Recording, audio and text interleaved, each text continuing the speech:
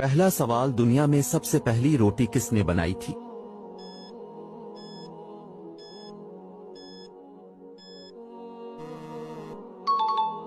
दुरुस्त जवाब है हजरत आदम अलैहिस्सलाम।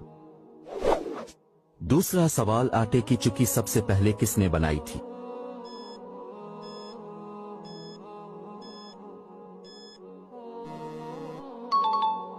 दुरुस्त जवाब है हजरत सुलेमान अलैहिस्सलाम।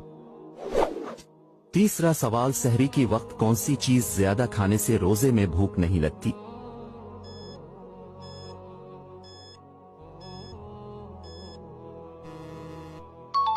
दुरुस्त जवाब है दही। छोटा सवाल, हजरत आदम का मजार किस मुल्क में वाक़े है?